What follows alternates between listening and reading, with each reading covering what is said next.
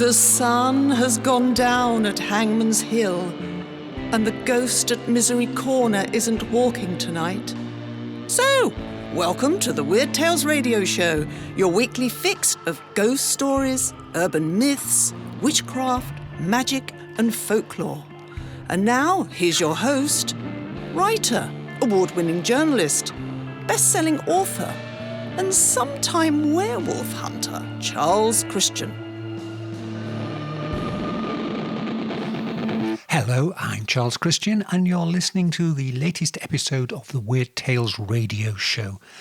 Our main feature is going to be part 2 of the interview with Tobias Churton on the 1960s. That's everything from the Beatles through to Aleister Crowley by way of Eric von Daniken and the Chariot of the Gods. However, before we kick off, here's a bit of property news for anybody who's got about £1 million UK, 1.4 million US dollars or 1.25 euro. There's an uninhabited 80-acre island off the west coast of Ireland. The island is called Ardoylan, or High Island in English. It's a small island, last on sale for about 50 years ago, and it really is exposed. There's nothing to the north of you until you reach the North Pole, nothing to the south until you reach the South Pole, and nothing to your west until you reach North America. Among its features are ruins of a 7th century monastery that went through for 300 or 400 years, and between 50 and 70 monks lived there. They had particularly distinctive beehive stone huts where they used to live and pray. There's also a cursing stone, a large smooth boulder that's been fashioned there, and such monuments have been found in other areas, and they're believed to be used for protection against enemies such as the Vikings, so that the abbot would stand at the top of the monastery, on the top of the stone on the large boulder, and curse the enemies or call down God to smote them. Accommodation is a pretty basic, although you'll be relieved to know that there are 2 freshwater lakes.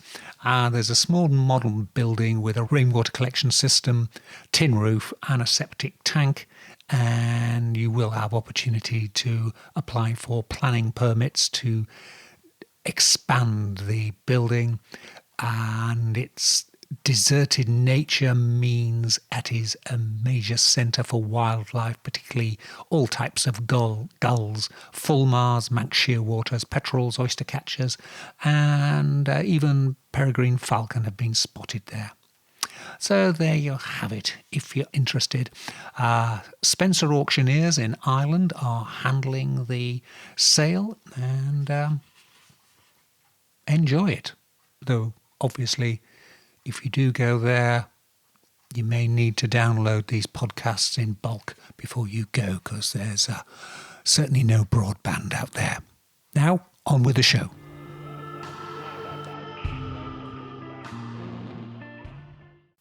And now for part 2, the concluding part of our interview with Tobias Churton, where we're talking to him about his new book, The Spiritual Meaning of the 60s. The magic, myth and music of the decade that changed the world. And this is a book that covers everything from the Beatles to space travel to our old friend Aleister Crowley.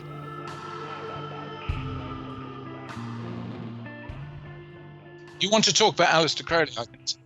I can tell. I can feel Aleister Crowley is on. Well, he crops up there, and you've obviously written about Crowley in America. But what I was, and indeed, your books cover the whole Gnosticism, esoteric. You've got from the occult in France, Eliphas Levi and the French occult revival and so on. But there's a section in there on Dame Frances Yates and the Hermetic tradition, where we're heading off into that area. And I'm not that familiar with her and her writings. Can you just say a few words about that side of? Well, I mentioned in the '60s book. I do make. I think it was significant that the Francis Yates's book, the Giordano Bruno and the Hermetic Philosophy, came out in 1964.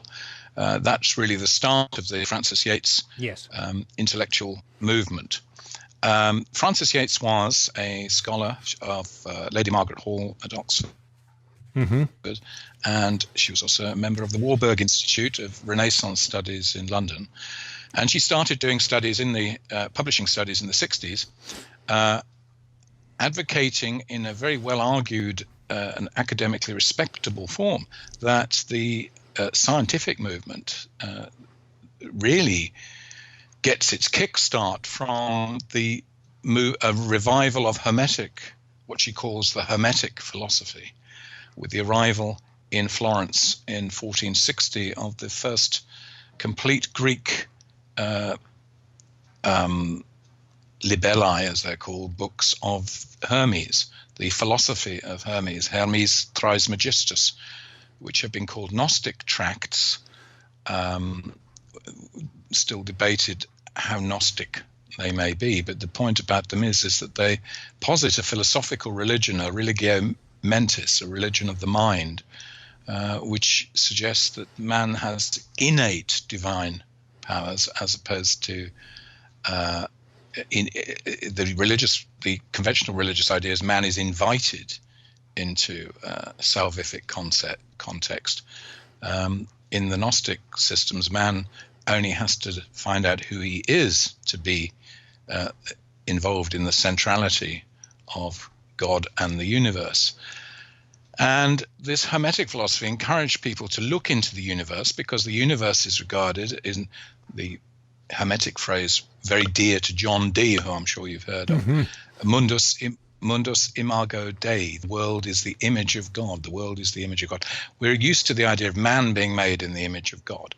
But here was a very positive late antique period conception that the world is the image of God. So the world has a soul, a divine spirit, and the work of its creative powers is visible through searching into what are called the hidden mysteries of nature and science. Now, her view was that this launched a much more positive view of the universe and finding out about it and how it worked than was the case in what we call the Middle Ages, where God created the universe, we're put in it, but the important thing is to get into heaven. And the world is a kind of testing ground, a pre-purgatory, in which the soul is purged through moral experience, as being as part of the church's doctrine. But the Hermetic vision is that the universe is itself the direct expression of its core, which is divine. And if man but knew himself, he would realize he was a great miracle. Magnum miraculum homo est, as the resounding phrase of the Asclepius dialogue has. Now, this vision did undoubtedly stir up the imagination of some of the most brilliant men of the late 15th, the Quattrocento in Italy, and then France and Germany and England. It sort of reaches England in this, if you like, Elizabethan period in a way. But now, according to Ernesto Guerin, the doctrine of Hermes is the effective manifesto of the Renaissance. Mm-hmm. This idea of man being free. He has the liberty to move up and down the great ladder of being. He can associate with the lower powers if he wishes to. He can debase himself, or he can climb to the highest. He can pant like earthly Mercuries, as Pico della Mirandola famously put it, for the highest. Now, Pico is very important. He's the one who gives us the idea of the dignity of man, which is the cornerstone of European Enlightenment, and concept of man's true nature, which means we can't be treated like an animal. The dignitatis homini, man's true dignity, is because he is made in the reflection of God. And man shares this with the cosmos, which is a kind of second God, to quote Hermes. This allows a new freedom and a new encouragement for naturalistic searching. Now, of course, there are people today who've rewritten the history of science to suit their own understanding of science, who would say, no, this was really all just books about magic, and was quickly dispensed with, thanks to Isaac Newton, and that Newton produced a clear process of the universe where it's not really necessary to have all this divine activity going on, and 19th century mechanism and atomic theory makes the universe a closed universe of cause and effect and law, and there's no need to see anything beyond that in it. Yep. In my view, all this is a completely false dialogue, proving to me constantly that scientists make very poor philosophers, and philosophers tend to make very poor scientists. Not everyone plays a musical instrument. Not everyone has an ear for music. And I sometimes wish people understood the limits of their own specialization, although I claim a little more than that as a Renaissance kind of man, as I write music and philosophy. But anyway, that aside, I was hopeless at maths, by the way. But I managed to get by. Yes. So Frances Yates pushed this view forward. Now, it starts to catch on, actually takes probably about her fifth main book, which is The Occult Philosophy of the Elizabethan Age, before people like Michael Bagent, who was working as a researcher for Henry Lincoln in the late 70s, gets to hear about it. And out of reading Frances Yates, you get the whole Holy Blood and the Holy Grail story. Mm-hmm. Because Frances Yates provided an academic rationale for the power of magic, astrology, and the so-called occult sciences. Yates is very important, whether she'd liked it or not, probably didn't like it. But she's basically provided an enormous amount of academic justification for a resurgence of interest in the things that interest me and have interested me very greatly, because of my sense of injustice done to the Hermetic philosophers of the past, that their voice needs to be put forward in a rational way. And the case for the unrational needs to be made. It's cost me a great deal to do that in England, which is now dominated by an atheist establishment, believing in psychology. And I don't know much what else, socialism, I suppose. But anyway, so I think Frances Yates was shining a light, and a lot of her work was it was pioneering. Some of the things she said, I think, are quite inaccurate. Her attributing the Rosicrucian movement to John Dee was a real error on her behalf. But it took very, very great amount of scholarship, specifically by Carlos Gili, a Spanish scholar, to actually show why she was wrong about that. But the overall picture she presents is that some of the most brilliant minds of the last 500 years have been fully engaged with a spiritual quest, and that includes, of course, Isaac Newton. And it's coming out more and more now that he was trying to find divine, spiritual, alchemical route to understanding how God operated in the universe, and his mathematical theory was really a very small part of that. Might be a big part for the history of mathematics, but and the orthodox sciences, if you like, in England. Yes, I was going to say, I saw a comment somewhere saying that he wrote more on alchemy than he did on his more. Yes, because the reason is because he could quickly come to rational conclusions with his mathematics, so he didn't have to write so much. Whereas his alchemical search was taking him. He wanted to practice all the main alchemical experiments of the past, and he went at it. He wrote it with. He didn't just abandon it. He did as much as he possibly could with it. But this was all to be kept secret from the multitude. Unlike the democratic principle, he definitely didn't believe this stuff should ever come before the general public. Because it would expose him for unorthodox spiritual beliefs, which would be ruinous to his career as the Lucasian professor of mathematics at Cambridge. and spoil his income and his reputation. And he also didn't believe that ordinary people should know these things. Mm-hmm. He's not at all the father of modern science in that sense. Yes. But I mean, it depends which modern science you want to buy into, doesn't it? I mean, if you listen to some of the people who go on television today, they talk about the universe as if it's some marvelous experience, whereas in fact, it seems to me the more we find out about it, it seems to be like a methane-filled dump. Very different to the exotic, the clockwork universe of Newtonian physics, and the lovely planetarium ideas of Dr. Desaguliers. And now it just seems a vastly endless, violent, fairly pointless explosion of atoms, molecules, sources of heat, energy, flying around, doing nothing in particular for no great purpose as far as human beings can see. Yes. Bit like life on Earth, really. Rapidly becoming a large methane dump. That is the point. But if I may say, that is exactly where these ideas of the universe come from. They are projected onto the universe.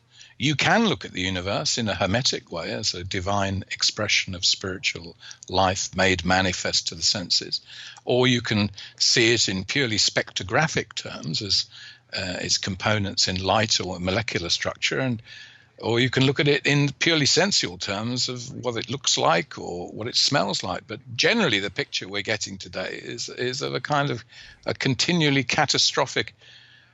Now, the other thing I don't get is this thing about expanding universe. Well, if you expand, you've got to expand into something. Things may move in space and therefore they may appear to be, quote, expanding. But since nobody's at the far edges of it, how can they tell whether it's expanding? They can only say that some things are getting apparently further away from others. Well, if I move a chair in my room, it's further away. It doesn't mean that the room's expanded. But that a lot of the logic of this expanded universe is simply that objects are getting further away from one another within our field of vision. But it could just be a movement.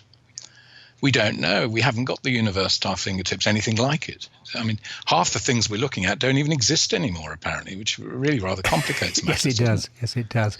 Don't ever take this stuff you hear on TV too literally. I mean, if you actually take it apart, you realize that the many cosmologists today are almost completely at sea and desperately trying to hang on to the confidence of their great-great-grandparents. We looked at the universe as a wonderfully rational system that man's amazing intellect had finally given him full access to. I actually see we're part of the reason we're in a mess globally with extremes and viewpoints on this is because we do not have a unified field theory, to quote Einstein's pet project. There is no unified theory, but we had one, and that was the Hermetic system, which was a unified field theory which united the soul of man with the soul of the universe. Through theurgical rites, you can reintegrate your spiritual dimension with that of the created order. That's the promise of the Neoplatonic universe. It's open if you want it.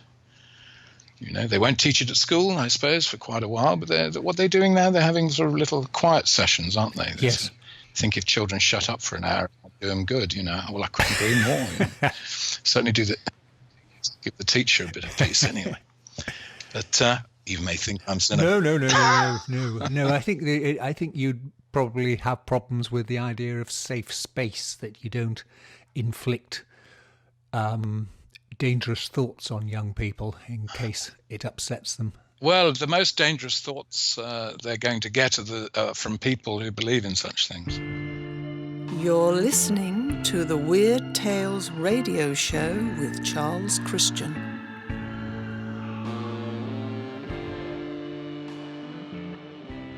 I noticed in one of the sections you talk about Michael de Freitas, Michael X. He'd never be allowed to speak at a university or anything these days, but I remember he came up, I was at Leeds University, and he came up there and gave a talk and seemed a totally affable person, but just goes to show how little you know sometimes. Yeah, John Lennon gave him his hair. didn't he? Yes. When Lennon finally had his hair cut off, Yeah. he gave it to the Black House, as Michael X called it. But I think he was a bit of a con man, Michael X. But he was a friend of John Michel in Notting Hill, and if I remember right, was operating a club in John Michel's basement at his house in Notting Hill, out of which came the Notting Hill Festival, which has therefore interesting roots. But Yes. Very interesting. Yeah. I mean, I don't know much about De Freitas. I know he was eventually hanged for murder in the Caribbean. You don't know quite how much of that may well have been political or whatever, but I mean, once a person is safely dead, then it's quite simple to defame them and accusing them everything. You especially if they've been condemned by a court. Yeah. Yes. Yeah. But anyway, back to the spiritual meaning of the 60s. We haven't discussed Aleister Crowley at all. Well, we haven't, and I do notice. Have noticed you've got a book on. You've written a book on Aleister Crowley. Aleister Crowley. Four books on Aleister Crowley. Four books on Aleister Crowley. A new one coming out at the end of this year. Right. What's the new one's title going to be? The new one will be Aleister Crowley in India. All right. Will that include his mountain climbing activities? Most certainly, yes. All right. No, the illustrations should give a lot of pleasure. Managed to get a lot of photographs for the two expeditions to K2 and Kangchenjunga, and these haven't appeared in an English book ever before, so it's part of the excitement. Excellent. Yes, as I say, I wasn't going to mention him, though he does crop up in the text. Did he have, I mean, I know he was dead by then, but did he have a particular relevance? Some of his books were appearing for the first time, but he tended to be very much someone you only read about in the Sunday papers being demonised as the wickedest man in the world or whatever. But did he have a more deeper significance in the 60s? Yeah, I mean, I think on very many levels, he's kind of there, isn't he? Not only in Hammer films, where the ersatz view of Dennis Wheatley, particularly, because Dennis Wheatley was a lousy friend to Crowley because he implicates Crowley in his devil journalistic devil books. Yeah. And whereas in fact Wheatley and Crowley were friendly. I remember finding a letter from Wheatley to Crowley in the Warburg Institute where he thanks Crowley profusely for the gift of various books that Crowley had given him, and that he'd promised to return those that had been lent to him. I think as far as I can tell, Wheatley used his friendship with Crowley to inspire fantasies of his own, quite honestly. And that image of the Black Magician is part of 60s pop culture. Whether it was that attracted Jimmy Page to Crowley, I honestly don't know. Yeah. Now, of course, you would say it was Crowley's philosophy, which is fair enough because Crowley had no shortage of philosophy. I think it's strange. Crowley should have been. I mean, I go in the book about Crowley's continued influence in California and in New York that was coming through, but it didn't come through in the way it should have. Crowley had already predicted in 1944 that the year 1965, he wrote a letter to Grady McMurtry, which I've seen, and he says 1965 will be a very important year in the growth of the child being the eon, the actual era that he believed was inaugurated in 1904, which would change the world bit by bit through an evolutionary process of thought and phenomena, accompanying phenomena. And he saw 1965 as a turning point. Now, he died, of course, in 47, so it's a remarkable prophecy. And I think I show in the book in a chapter called 1965, The Turning Point, that 1965 is that turning point from which there is no return. And so many things that we associate with the core of the 60s great experience, the spiritual experience of the 60s, happen in 65. It's quite a remarkable year. And that Crowley made that very, very specific prediction is amazing. But he was hoping that by then Grady McMurtry, who, when he spoke to him, was a lieutenant in the U.S. Army, and coming over from the Battle of the Bulge, coming back to London and then up to Aston Clinton to meet Crowley for weekends and long talk sessions, which nearly drove Crowley into exhaustion. This Californian science fiction fan, interestingly, Grady McMurtry, nearly talked him to death. But Crowley had him Grady as his real successor. He said, well, Carl Germer, who was his existing representative in New York at that time, he said, he's got rights because he goes back with me back to the 20s. But you're the man I want. He said, it's also very important that you've been blooded, to use the fox hunting expression, by his experience. He said, I want the heads of the OTO, the Ordo Templi Orientis, to have real experience of the real conditions of the Eon, which, of course, Grady was getting in spades. He was a munitions expert with the US Army, fighting the Germans at that time. I mean, he later fought in Korea, and where he got his colonelcy, and then later lectured in California. But he's a remarkable bloke, Grady. Now, had Grady been running the OTO in the 60s, I think the OTO could have, and Crowley's philosophy could have provided precisely what the 60s spiritual movements, disparate movements amongst the youth desperately needed, which was an organizing principle.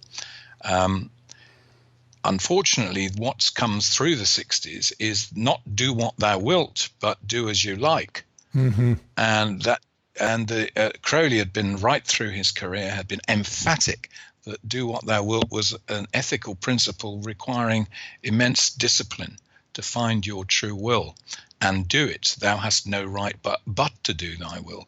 You're not here to mess around with other people's destinies. You find what you're here for, and you get on with it.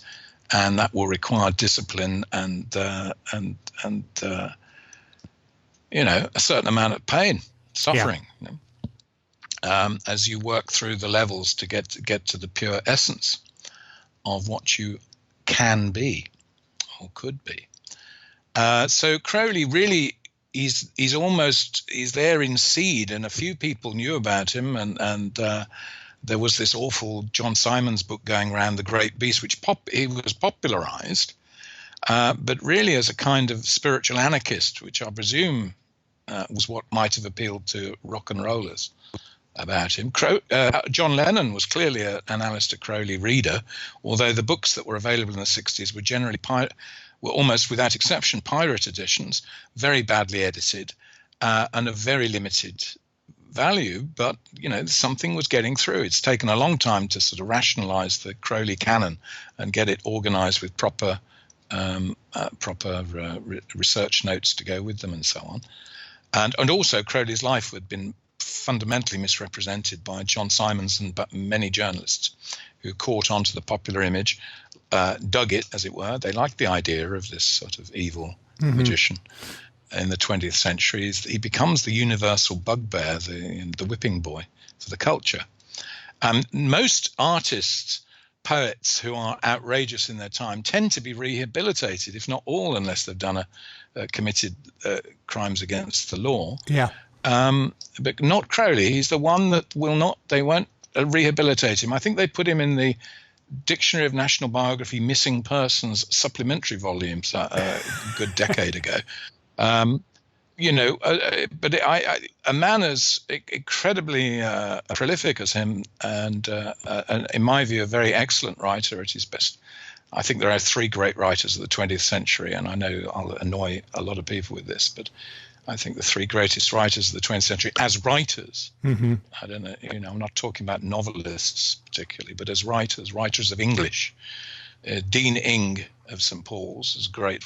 T.E. Lawrence, which is demonstrated amazingly by his book, The Mint, and of course the Seven Pillars, which is less brilliant. I think brilliant grammatically, but less brilliant as a piece of individual writing, if you get my drift. Yeah.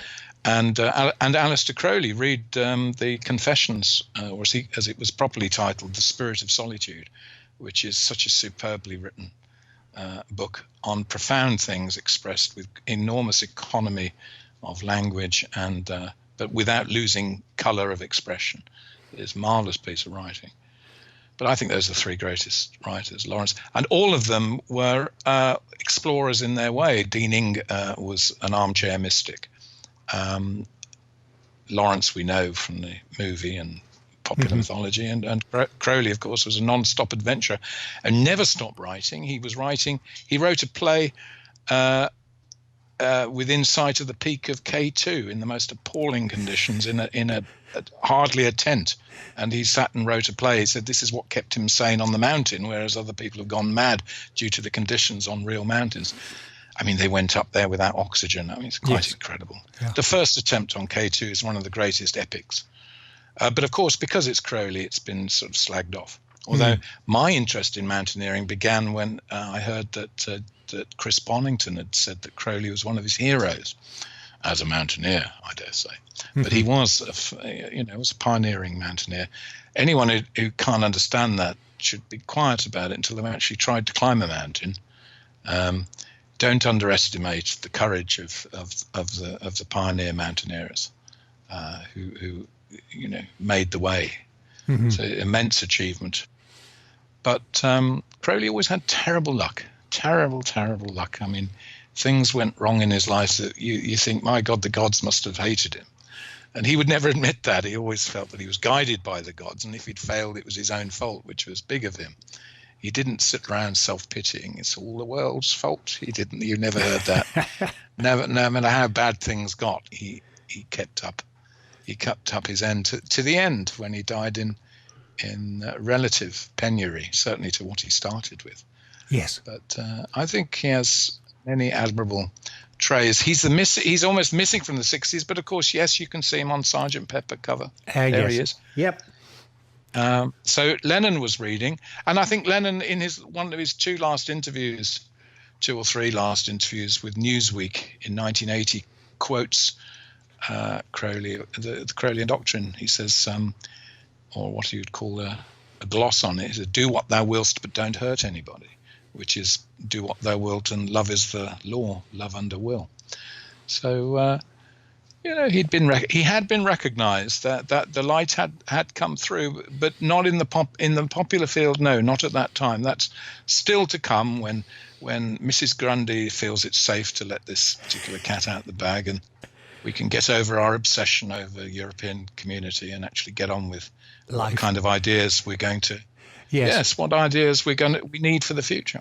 Yes, that's what the book of the 60s is about. It's not yes, there's elements of celebration of past achievement, but effectively the book is trying to analyze what it is from that we need now and for the future. That's the point of the book, is really about reigniting the vision, the authentic spiritual vision that is present within the 60s, that is being obscured to generations today by superficial views of the 60s. Flower power, peace and love. Yeah. All the sentimentalization of it. It was a profoundly changing era, and we've been running away from it, a long time, and various powers have tried to harness it. The left, particularly in the 70s and before, they'd already the hard left, Tariq Ali, was trying to get in with the hippies, because they recognized the revolutionary potential of the long hair rebellion and the peace thing, and well, that was John Lennon's bag, really. Yeah. But they recognized that, and Mick Jagger and all that. So they tried to, and they still do. They're still trying to suggest that there's something particularly youthful about this antiquated idea of 19th century socialism with their old Bible by Karl Marx, and that they've really got something there to offer people. But it's all been exploded. The philosophy of the future will be fundamentally spiritual in nature, and I hope that annoys them immensely. I think that's an excellent note to draw this interview to a conclusion. Gone far enough, eh? Well, no, I'm happy for you to go further on that. I'm just conscious of your time. I say you've been very generous with your time. No, that's fine. No, I think we've definitely covered it. Definitely covered it, and I'm sure that you will get more objections to this than approval, I think. That's good by me. So, Tobias Churton, thank you ever so much for your time. Thank you, Mr. Christian. I keep thinking of Mutiny on the Bounty. I know. I went through my entire school with that one. I bet you did. All right. Thanks a lot. Bye now. And that's it. That's all we've got time for in this show. We'll be back to our normal programming next time. So once again, thank you very much for being with us. Hope you enjoyed the show. And here's some final thoughts, courtesy of a now fairly obscure Victorian-era poet called Sidney Dobell. It's from a poem of his called Balder, and it's about those moments when you're lying in bed and it's a bit spooky. And here's a cheery thought. Doubtless there are no ghosts, yet somehow it is better not to move, lest cold hands seize upon us from behind. Good night, sweet dreams. Black Shuck, the demon dog of East Anglia, is baying at the moon, which means it's time for us to go. You've been listening to the Weird Tales radio show with Charles Christian, your weekly fix of ghost stories, urban myths, witchcraft, magic and folklore. You can keep in touch with us online at www.weirdtalesradio.com, by email to weirdtales@icloud.com, and on Twitter @ChristianUncut. Join us again next week for another edition of the Weird Tales radio show. Good night.